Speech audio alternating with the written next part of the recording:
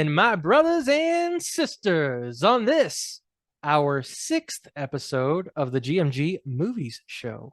I am one of your hosts for this evening, afternoon, evening, night, whichever time you're watching this, morning, or listening to this. I am one of your hosts, Mr. Marc Boucher, and I, of course, am here with the judge, jury, and executioner of fake news and spoilers, Patrick Novosel. How are you? Good. Yeah, it's good to be here.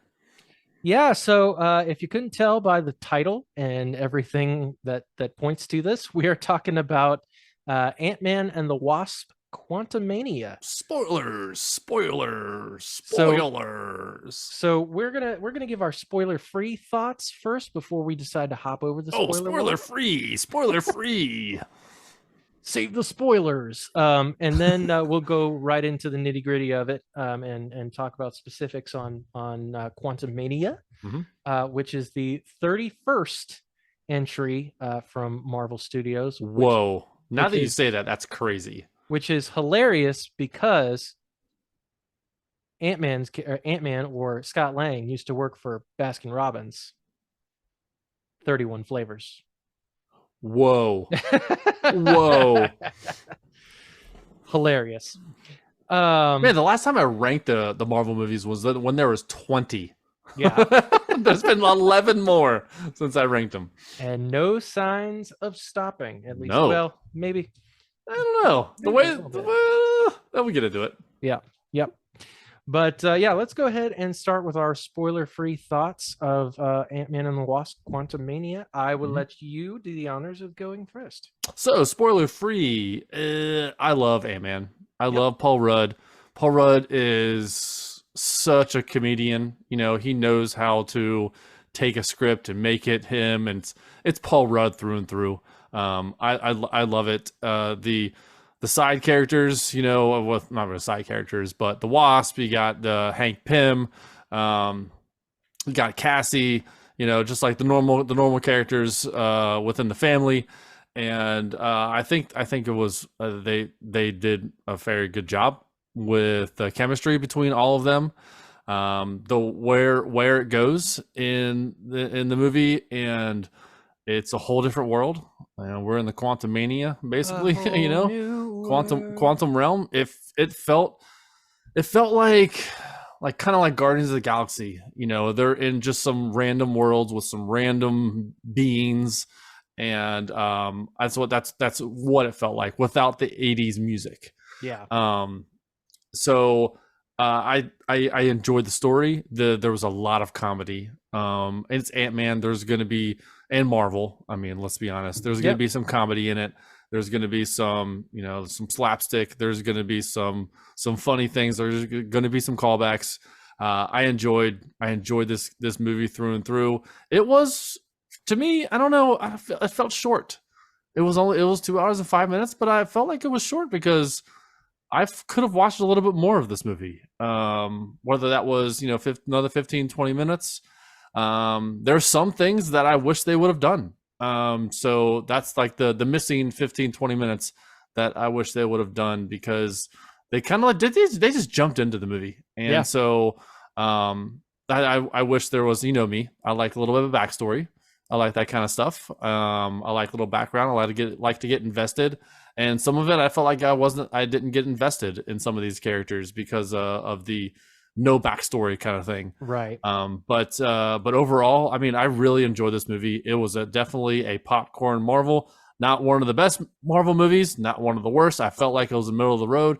But really, I love Marvel. I enjoy Marvel. And a halfway decent Marvel movie is a really good movie for me. Yeah. So, you know, like you said, 31 movies. If I were to rank this off the top of my head, it'd be around 16.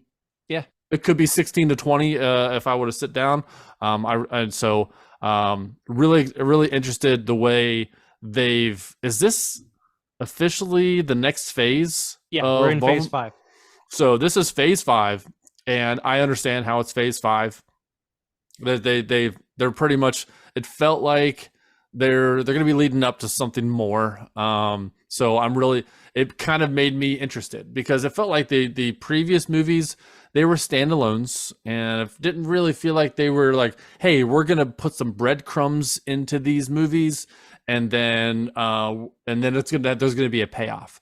And it felt like this movie was the official start, like, okay, this is more than just a breadcrumb. This is a loaf of bread that they've put in this movie.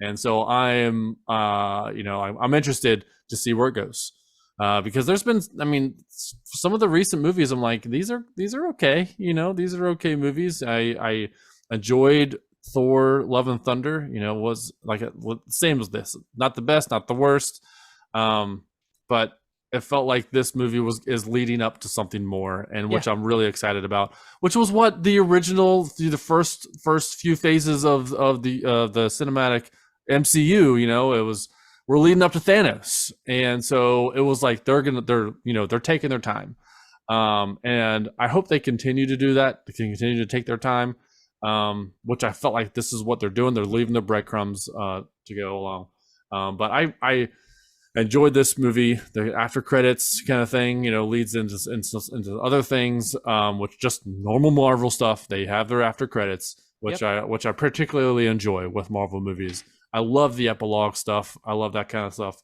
But yeah, overall, I thought this was great. This movie was like a 8 out of 10 Marvel movie. It was not like, it's not Iron Man 1, or this isn't Thor 11 or the Thor Ragnarok, or Captain America Civil War. It's not that caliber of stuff. But this is one of those movies where it's like, this is incremental. This is instrumental to where the rest of the Marvel movies are going. So yeah, 8 out of 10. There you go. Sweet deal. Yeah, for me, like I was pretty optimistic about this movie coming in, and I always like you. I love the Ant-Man movies. You always know you're gonna get some funny hijinks involving obviously ants and people of different size and things like that. Yeah. And Paul Rudd is amazing. The whole cast, I think, is amazing in this movie. I don't know how much you heard about the reviews for this movie. I was total. I mean, like I think I mentioned this on our previous episode, on the GMG Life episode, is I didn't even realize this movie was out. Like, except like the day before or 2 days before, and you're like, hey, you're gonna see the Ant-Man? I'm like, oh my gosh, that's out this weekend. So I was on pretty much blackout on accident with this movie. So it is currently sitting on Rotten Tomatoes, and not that Rotten Tomatoes is the end all be all of. I mean, Dude, Where's My Car? Like, I loved that movie, and that's pretty bad rated. So I enjoy my stuff. On the review side of things right now, it is sitting at a 48%. In comparison to the other Marvel movies, does it show like it is the second lowest? What is the lowest? That is a wonderful question. Is that Thor: Dark World? I don't know. Let me really. Why is it that low? And just to compare, the audience score 84%. Oh my gosh! Yeah, come on. Yeah. So let me see what. Sometimes critics are just they're not. This isn't American Beauty. This isn't Oscar winner kind of stuff. This is fun. These are fun movies. Enjoy it for what it is. Critics. I'm calling you out, critics. Let me see if I can pull up what the lowest is. Trying to pull it up. Sometimes when you're eating like popcorn or pretzels and drinking an icy, like it really it kind of like amplifies the movie. Critics, why don't you enjoy yourself while you're watching these movies, instead of getting out a pen and paper and like, oh, I can't believe they did this. So Eternals is the lowest at 47%. Whoa, right there. Yeah, which, funny thing, I haven't seen Eternals yet. That's, I mean, at this point, I mean, you don't need to. Yeah. Unless they're gonna have a movie later that's gonna pull in the Eternals. It was a standalone, and it was a story, it was a side story. It feels like right now. Yeah. I felt like it was a made-for-TV movie. Like it really. So I Yeah. would not recommend seeing Eternals because it doesn't connect to anything at this point. And I'm telling you, this movie is not 48% material. This is more in the 84% side Agree. of things. Yeah. I Yeah. enjoyed this movie. I had a great time with it. I think this movie is much better than Thor: Love and Thunder, and I enjoyed Thor: Love and Thunder. Was that a perfect movie? No, absolutely Mhm. not. But I have always said that even Marvel's like middle of the road movies are still good movies. Yeah. They, like you said, they're not like the super landmark event things, um, but yeah, I had a lot of fun. Jonathan Majors as Kang, standout Wow. in Yeah, this it was movie. good.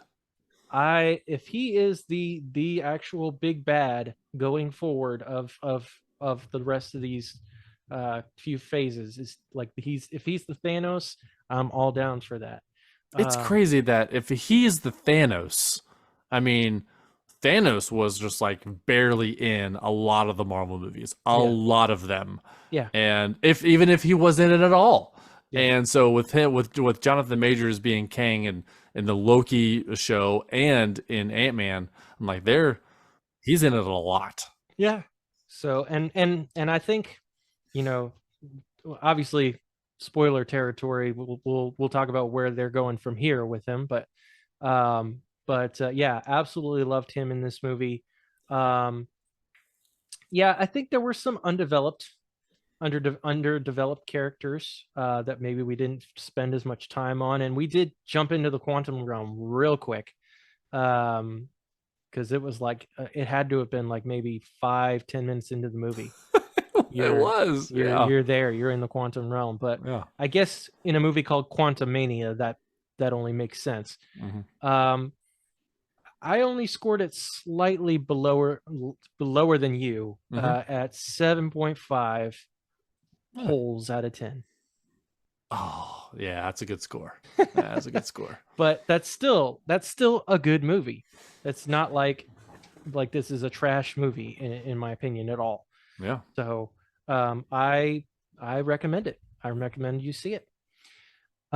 So now that we have given our spoiler-free reviews of Ant-Man and the Wasp: Quantumania, we are hopping over the spoiler wall. So, of course, if you have not seen Ant-Man and the Wasp: Quantumania, pause this podcast, go see it, then come on back and Yeah. listen to what we have to say. Hmm. But yeah, we are officially spoiler filled right now. Spoilers. Spoilers. So yeah, we start off this movie, it's typical status quo. This is post, all the Avengers Endgame stuff, and Scott Lang is living a good life. He's written a book. Oh, hold on. Doesn't it, before we get to there, I can't remember when it starts. He's walking down the street Yeah. and he's just like talking about himself, and people are like oohing and awing about, being so close to Ant-Man. And he goes to this coffee shop and they're like, your money's no good here. And he's like, oh, you're so nice. And he walks out and the owner's like, oh, thank you. Thank You're you. so great, Spider-Man. Spider-Man. I laughed so hard. I'm like, but I was the only one to laugh in the movie theater when I was watching it. And I Oh was like, gosh. how am I the only one laughing at this? And I love just the subtle, I like, love you, Spider-Man. I love the subtle as he's walking out and he's got the coffee in his hand. He's like, it's like, mm, Yep. and walks out the door. But yeah, Yeah, yeah. he's That's the kind of humor that's in this movie that is just so great. yep, absolutely. But yeah, he has written a successful book. Look out for the little guy, Which is which going to be coming out on Amazon is in like September an of this actual year, book. 2023. Actual book. Am I going to read it? 100% yes. Yes, absolutely. Makes me sad that it's not coming out until September. Like, Marvel, come on, you should have had that ready to go for the same week as release of the movie. Right. Like that's just marketing 101. Right.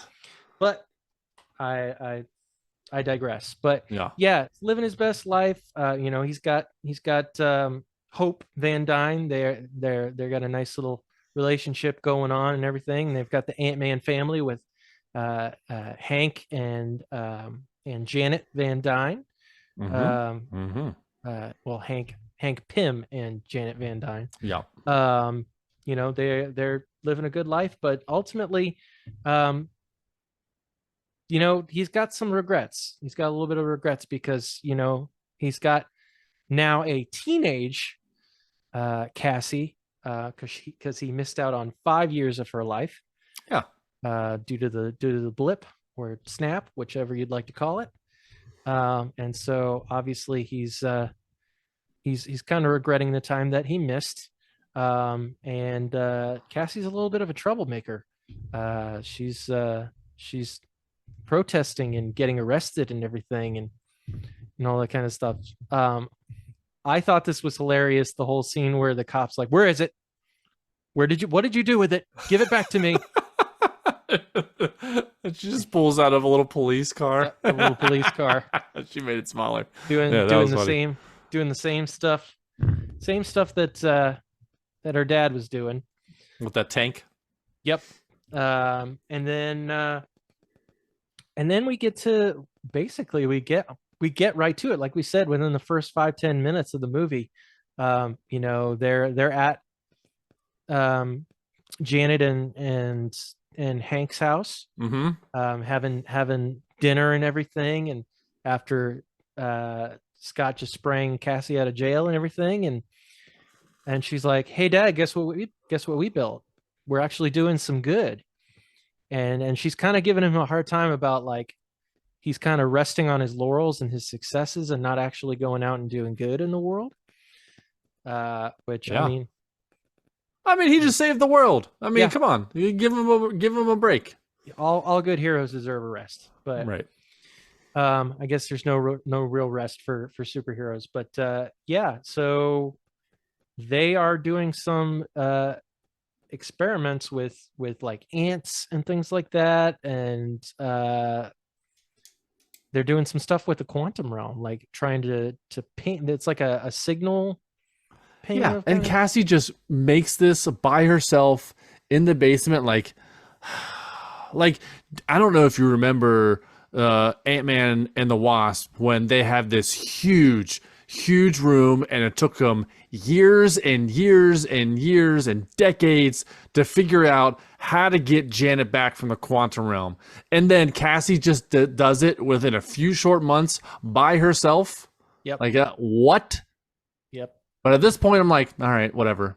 You know, it's a Marvel movie. I'm just going to go with it. Smarty pants. Sometimes you just got to go with it. But I'm like, there's no way I could not, like, I can, like, it's kind of like Jurassic Park or Jurassic World where Jessica Chastain is running through the entire forest with her heels, but there's dinosaurs.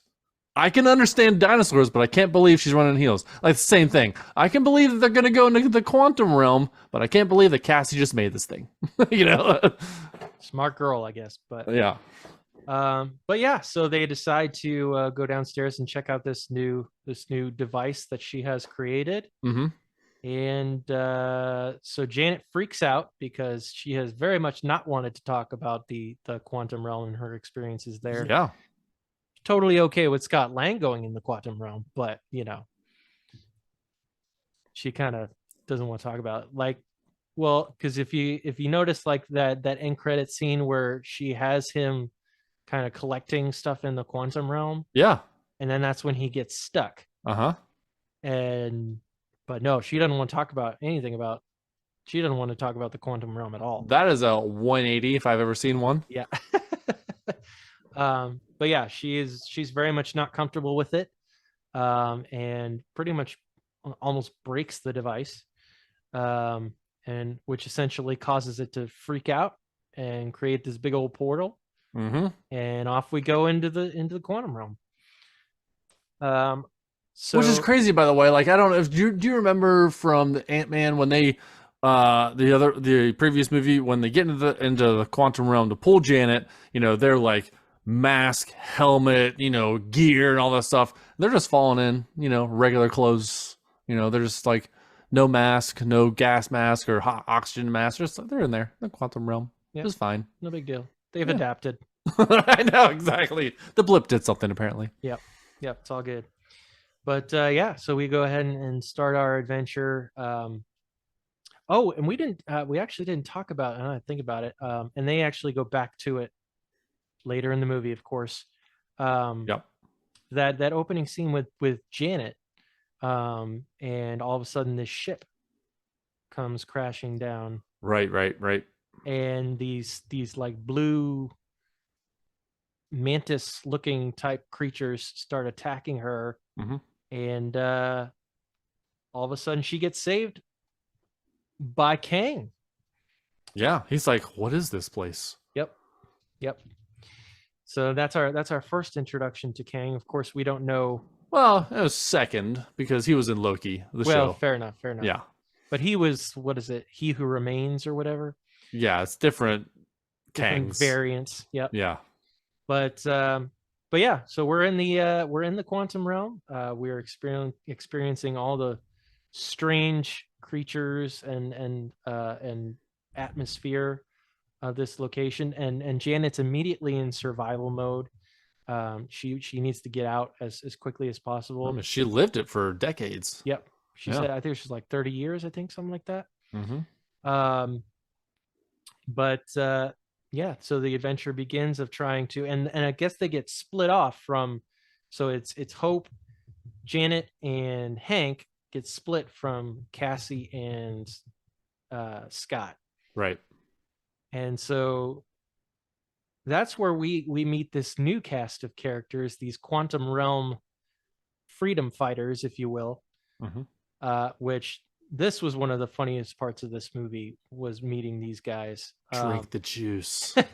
Drink the juice. Drink the which like I don't know where that was going, but I love the fact that they're talking in this random language, and all of a sudden, they makes them drink this ooze, and then all of a sudden you just get this, oh, hi, you can hear me now. I know, yeah. The guy, the like little jelly orb thing that he has no holes. That character, I don't know if he has a name or not, but he probably does. That character was the comedic relief in this movie. I know that Paul Rudd, he's got his comedy in him, and they do all these things, but that character, I loved seeing that character on the screen whenever that character was on. Fantastic. Yep. The writing for that character was hilarious. How many holes do you have? And he goes, the guy with the telepath, like, he has 7. And that every person in that room, at the same time that Paul Rudd was going, you're trying to think, do I have, do I have 7? Do I have 7? But that whole scene introducing these characters, I'm trying to figure out.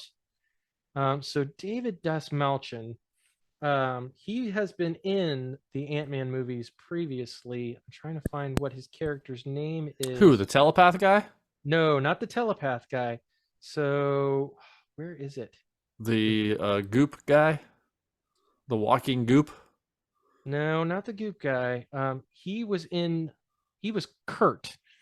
He was one of the two guys that was working with. So you've got Michael Pena's character, yeah, the guy that always tells like the funny stories that like recounts, and then you have the other guy. Oh, okay, the other guy he was working on security with. Yes. Okay.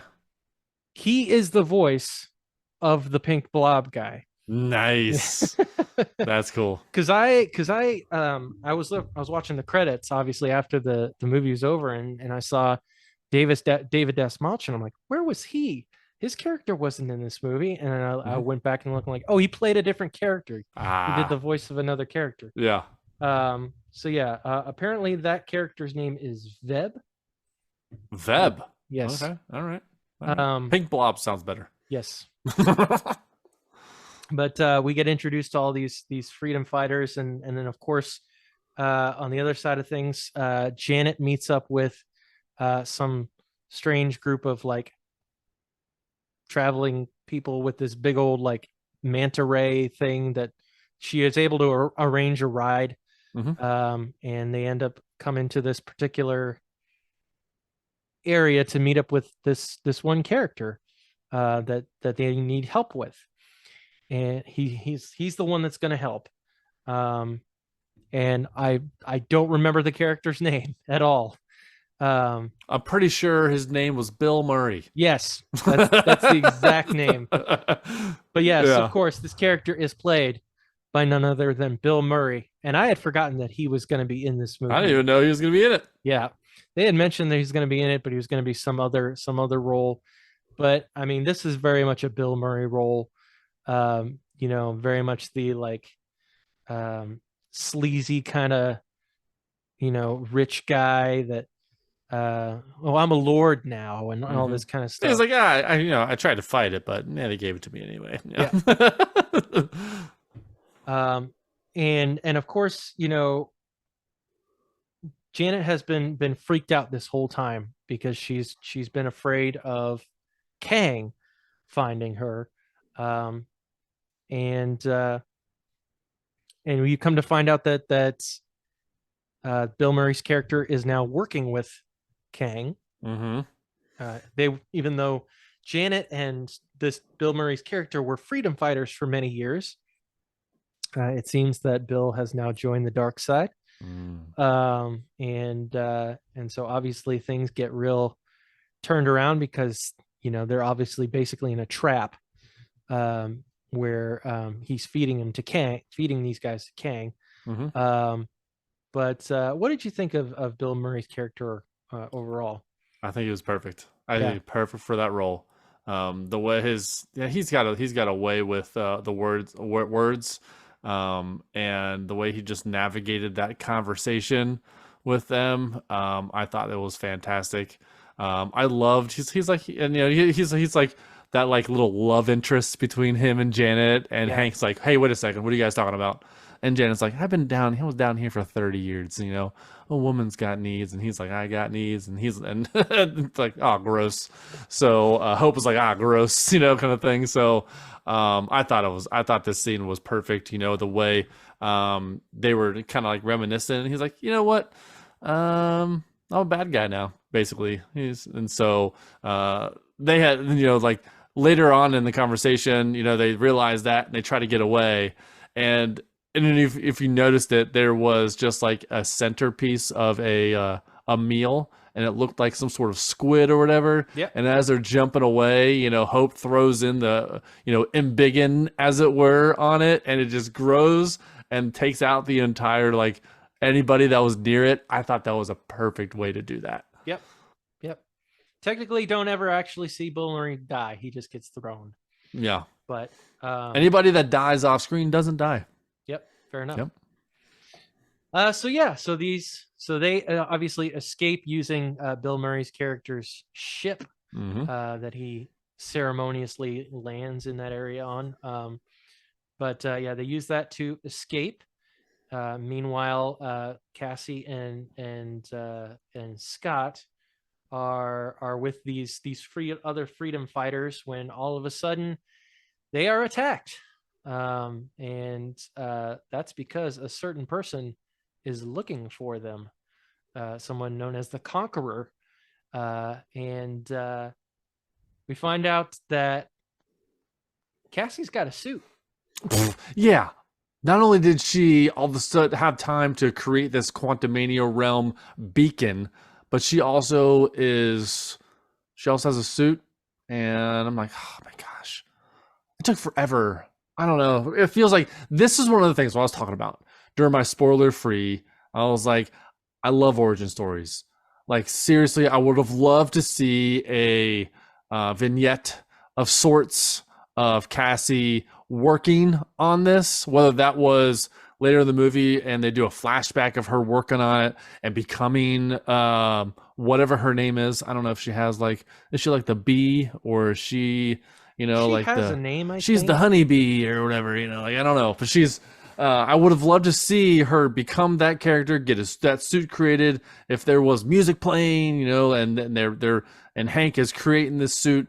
That's the kind of thing I would have loved to see, because I felt like she was just like, "Hey, I'm a superhero now, and I'm going to be part of the Marvel MCU. Let's just everyone accept it." I would have loved to see some sort of background origin story for her, for sure. She is Stinger in the comics. Whatever. Yeah. Yeah, I would love to see some, like, you know, give me 5 minutes of that. You know, that's all I wanted to see, you know, because it felt like she was like, "Hey, I have a suit." Yeah, she said she had a suit earlier in the movie, but she's like, "Yeah, I told you I had a suit," and then she's just it. And I'm like, it felt like I got cheated a little bit. Yeah.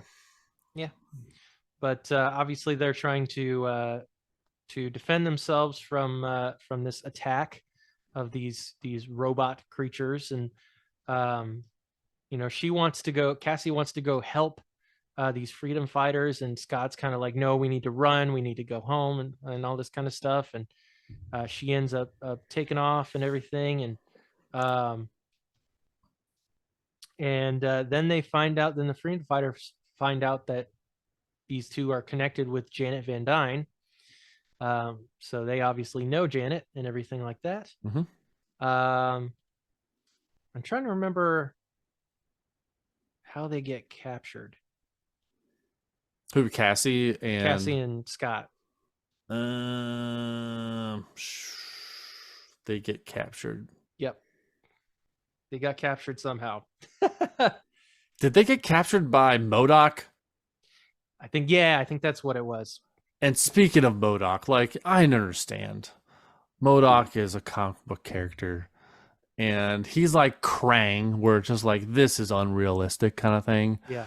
And so Kang, you know, like, or sorry, Kang, not Kang, but MODOK, he's got this, you know, gold plated, like, skull suit, very small limbs and all that stuff. He looks like he could do some damage, you know, because of his huge, like, skull plated face. And then he's just like, he pulls back and is like, "Darren?" You know, and if the way his face was, it looked like, if you've ever, you know, years ago, watched something that was 4:3 ratio, but you had it on a wide screen, so you stretched it so it was the entire screen for your widescreen TV. That's what his face looked like, and I couldn't get past that. It was the biggest gripe in this movie. Like, I could get behind, I'm fine with not having an origin story, but just, it didn't look like proportionate. It looked like his face was smushed or stretched, or all of the above. And it just, anytime, like, when he had his skull, you know, plated face, he looked awesome. But when he took it off and it was just Darren, I felt like it just didn't look, it just looked too smushed for me. Yeah. Some of the CG, because Darren's face is long and thin, right? You know, so when it was in that, it was like just this huge fat face, and it just didn't look like him. Yeah, I don't even know how people remind. It was like, Darren, like, if your face was like that and it was huge and wide, and I'm like, there's no way. Are you Clark Kent? Is that you? Like, I don't know. Yeah, some of the CG in this movie, I think, was a little on the wonky side, for Marvel standards, and this was one of them. MODOK just looked like, I get, and when they first introduced the fact that MODOK was gonna be in this movie, and they saw like the gold mechanized version of the face, his little face plate, people were like, "Oh, that looks terrible. They're not going to go with the actual realistic King." And so Marvel's like, "Are you sure you really want that?" And then because this is what you're getting, and I'm like, "Oh my gosh." I mean, good on them for a callback of what happened to Darren, what happened to the Yellow Jacket, but yeah, this just looked a little wonky to me. But yeah, so these forces that attack are led by MODOK, and so Cassie and Scott are captured and brought to Kang's fortress, where they meet up with Kang, and Mm, Kang is quite ruthless. This is where Jonathan Majors really shines.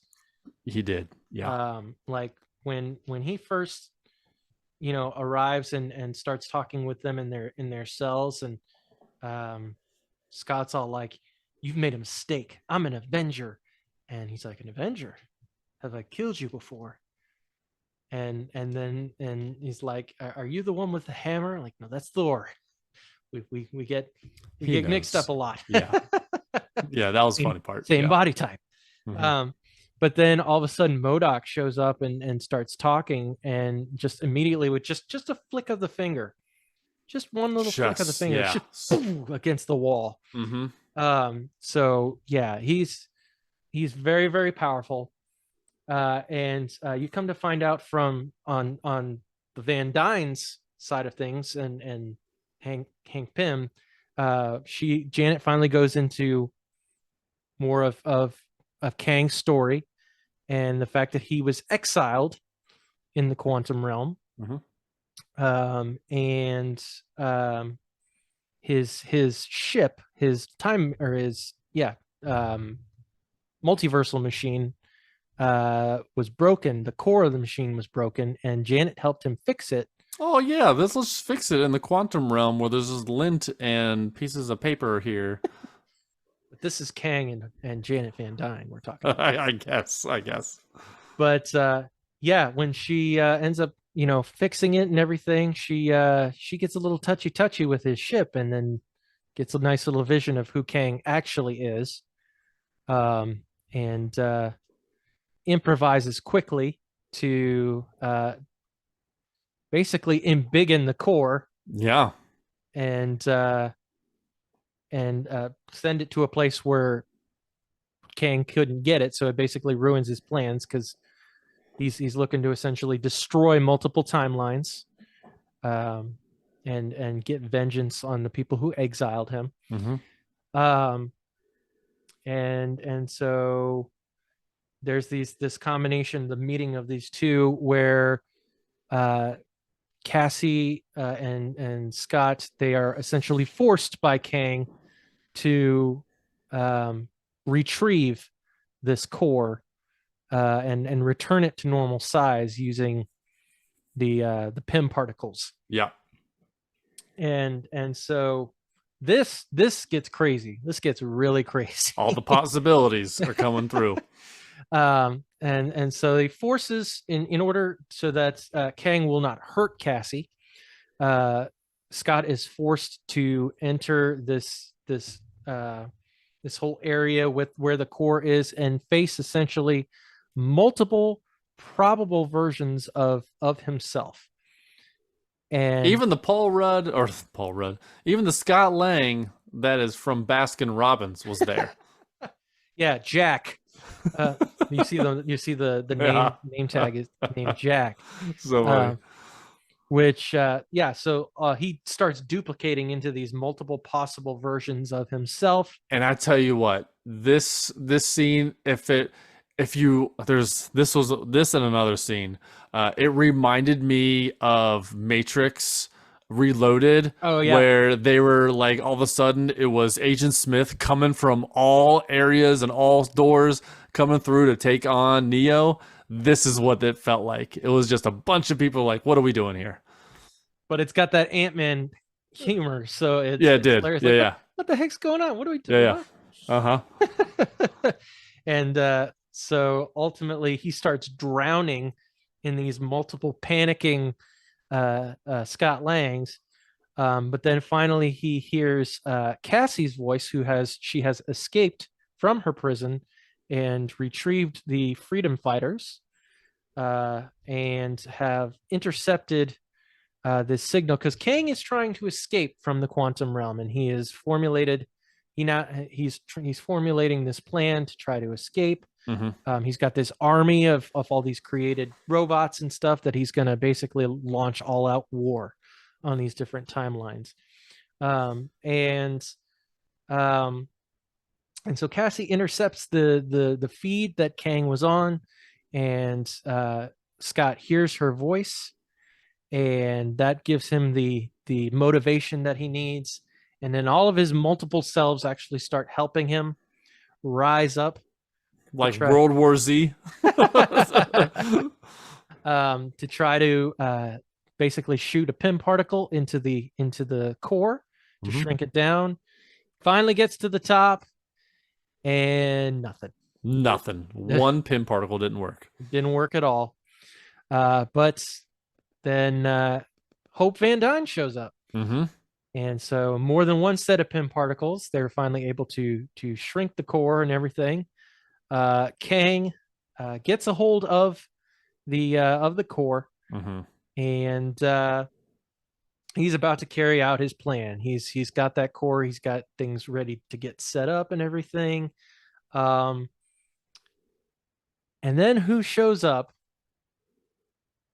But Hank Pym and this army of ants, of super smart ants. I knew those ants would come back into play, and I totally forgot about them because that was like the small little ant farm. They're like, they're creating their own farm. They're all smart.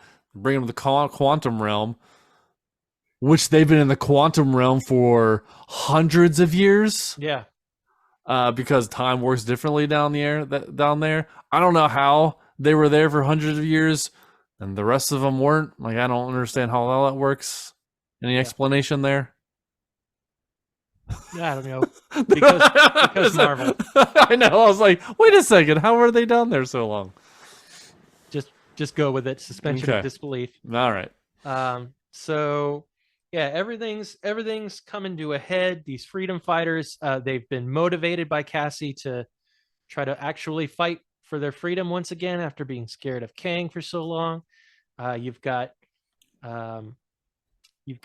Scott that has embiggened himself. He is Giant Man and is heading towards Kang because he is angry at Kang because he basically broke off this deal that they made.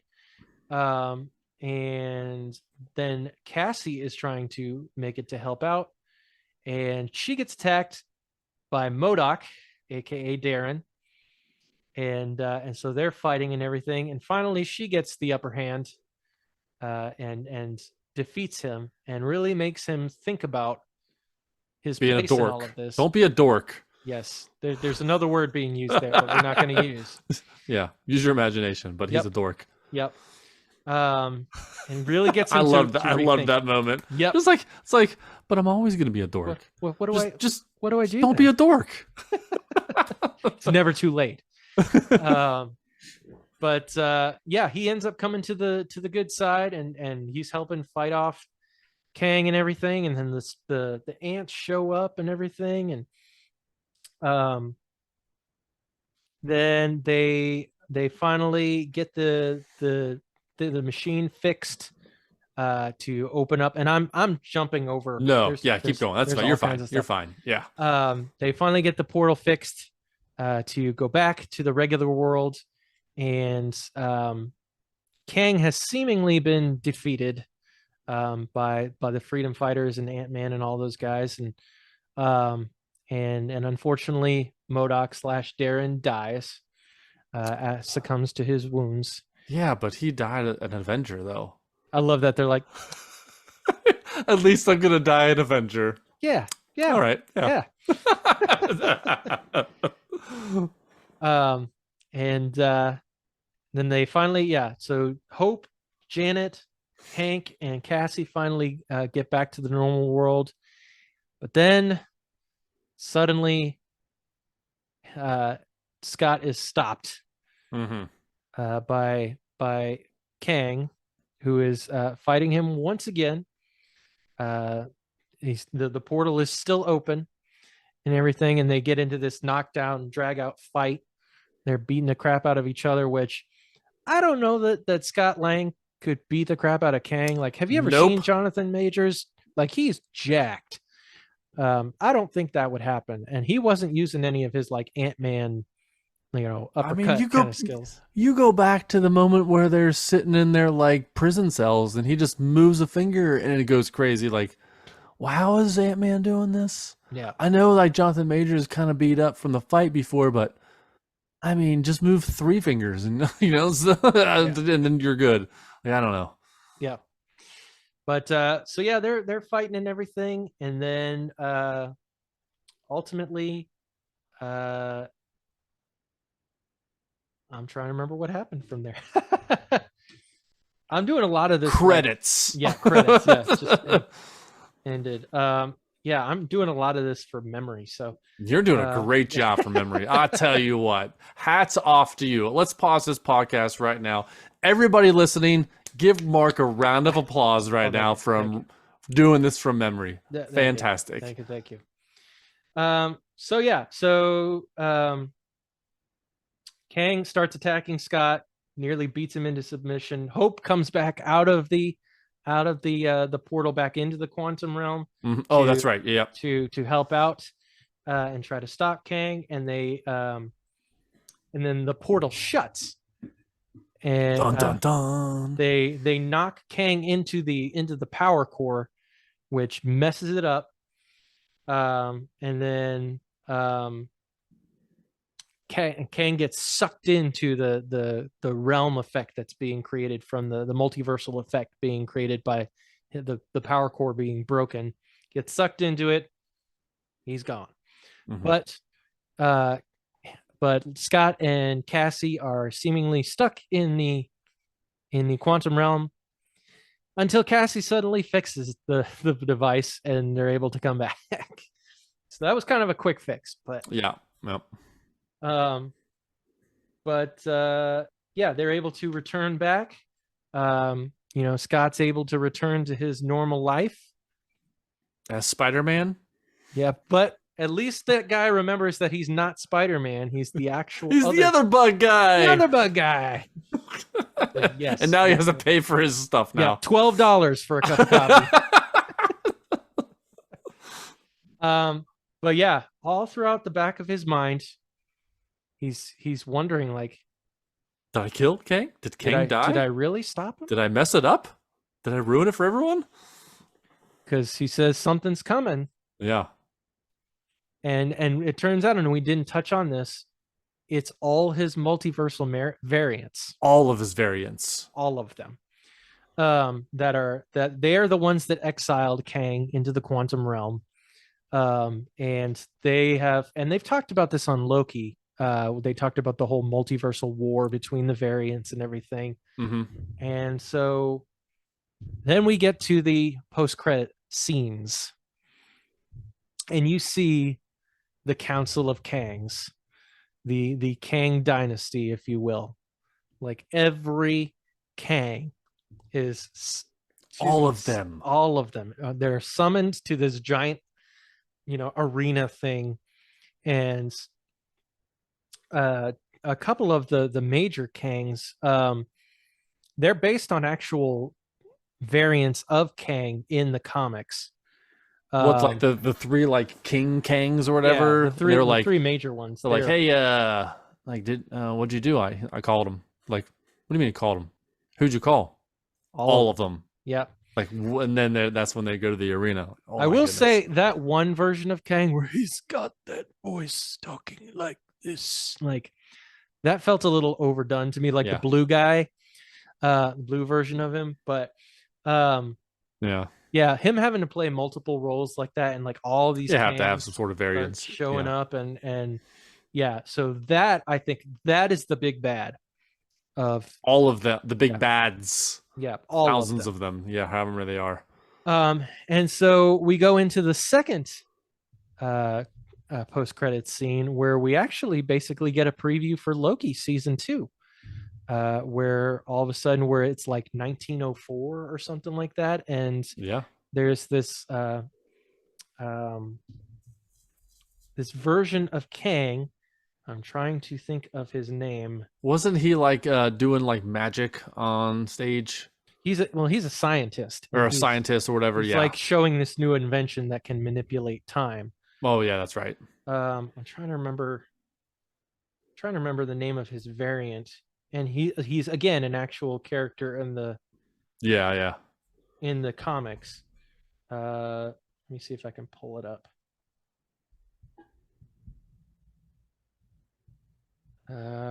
Stalling for time. Trying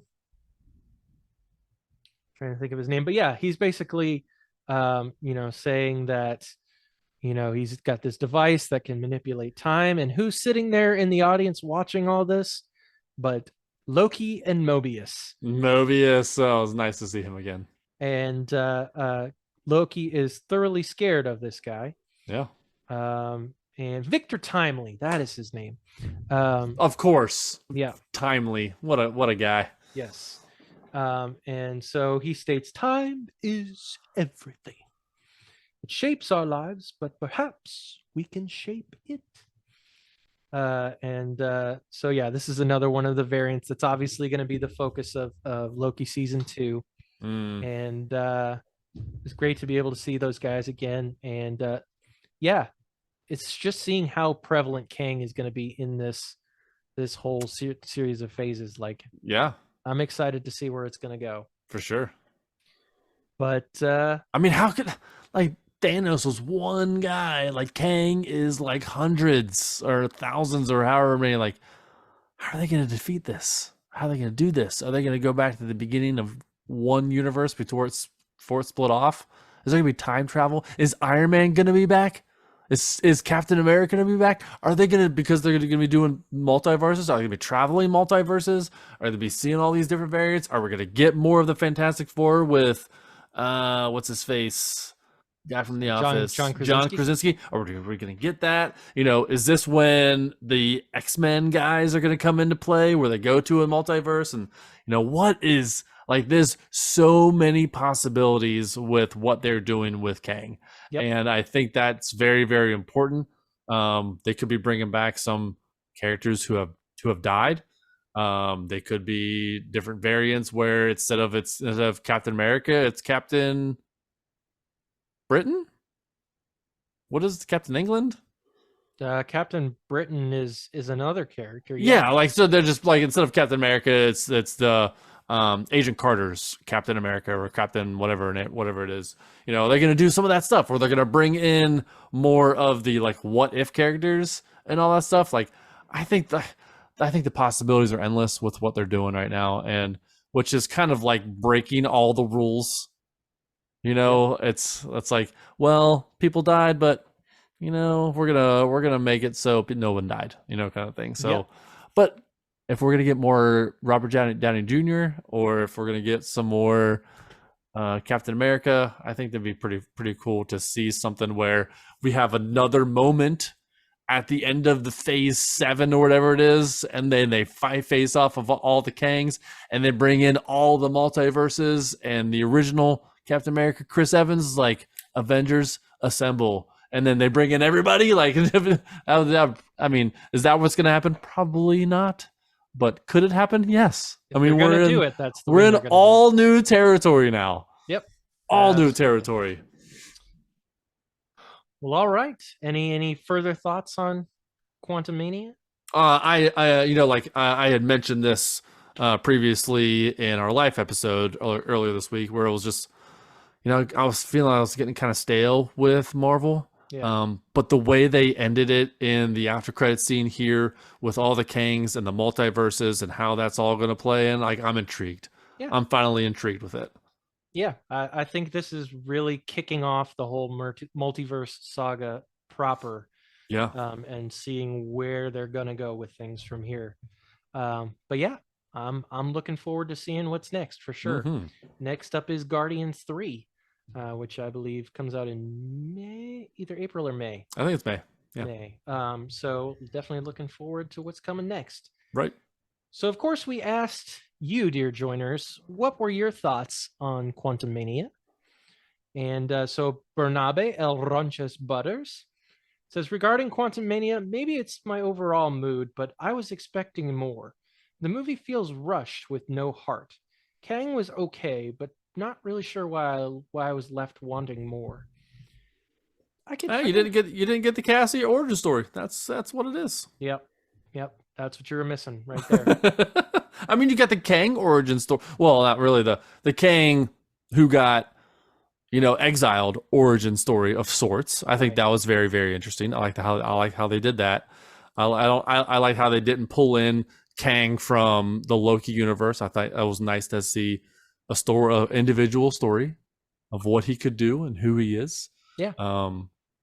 Would have nice to see how Kang came to be, the original Kang. I think that'd be kind of cool to see.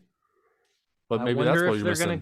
I wonder if they're gonna go the comics route, because if they I'm gonna keep my mouth shut. Spoilers. Yep, keeping my mouth shut then. Yes. But yeah. So going on to You Done Messed Up, Ron. He says, I enjoyed the movie for the most part, although I wonder if Marvel might have backed themselves into a corner with how they introduced Kang. From an in-universe standpoint, it made sense, but I also think because of the tone of the Ant-Man movies typically take, it kind of limited the gravitas of the guy that Marvel's supposed to be building as the successor to Thanos, which was already going to be a tough act to follow.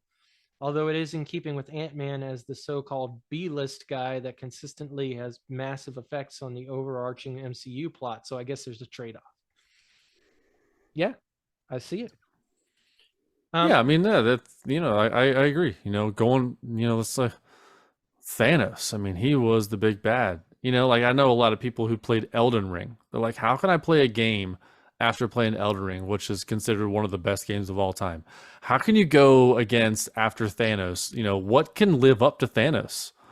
Are they going to be able to do that? And they've got to do things differently. They're instead of doing the slow burn where like you kind of sprinkle Thanos in for a few seconds here and there, they've got to do something completely different. So, and I think this Council of Kangs is going to be different. You're going to see him in a more prevalent role everywhere, and that'll sort of culminate. But we'll see. We'll see how they pull it off. Yeah. Only time will tell. It's good perspective.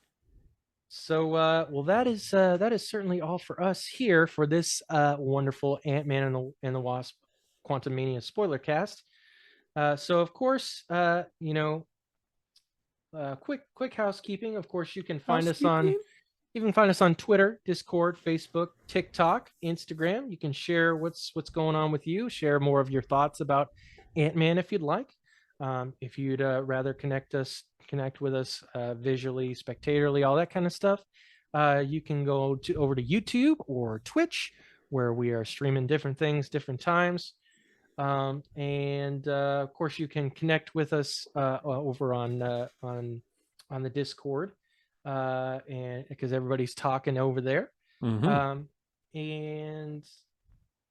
yeah, finally on Patreon and our merch page, you can support and gear up with us. So click on that one link to rule them all. That'd be linktree.com/the GMG pod. There it is. And then, of course, if you can't toss your attention or a coin to your podcasters, but are still the giving type, then, of course, please rate us and review us at Apple Podcasts, Podchaser, or Spotify. It helps us reach new joiners through stars, exclamation marks, and your feedback. So let your voice be heard. And literally, if you'd like, over at 929 GMG Guys. So, for Pat and myself, go get your good morning this week, and may God bless you and guide your lives as you live, as you work, and as you have holes.